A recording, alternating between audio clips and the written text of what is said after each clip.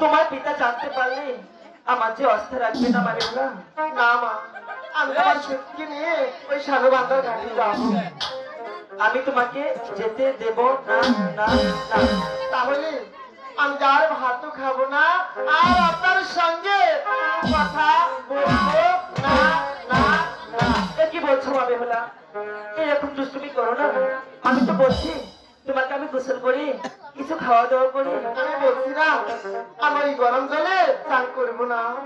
আমি তোমাকে যেতে দেব না।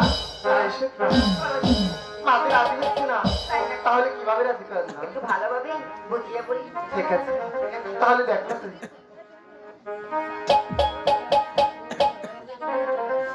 হাই গো দিদা আই দামি আই দাও আমার মা তো দিদা আই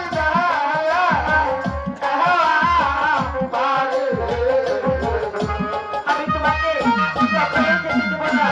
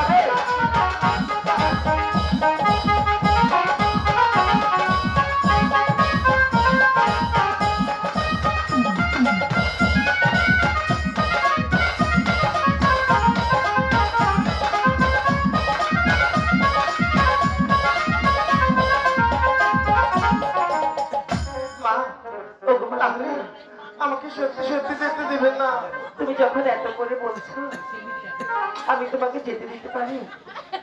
আমাদের 3টি শর্ত আছে। হ্যাঁ বলো মা। আমি তোমাকে হলাম তুমি যখন ওই সাধুবান্ধার ঘাটে চান করতে যাবে, রাস্তা দিয়ে যাওয়ার সময় কারোর সাথে ঝগড়া করবে না, একটু না।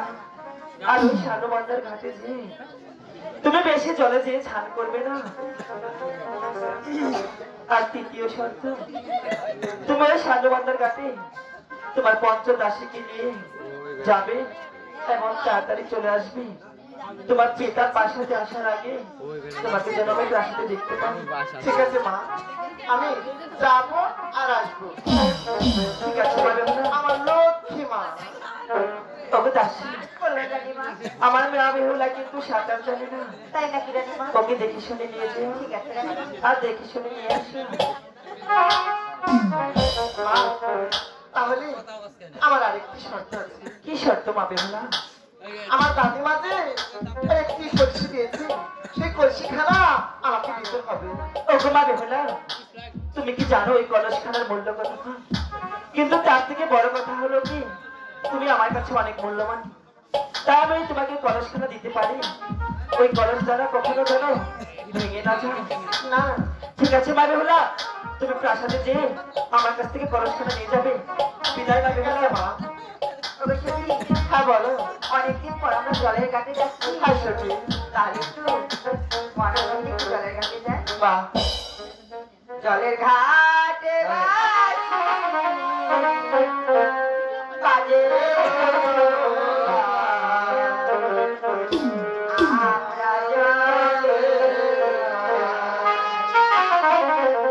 আমরা জলের ঘাটে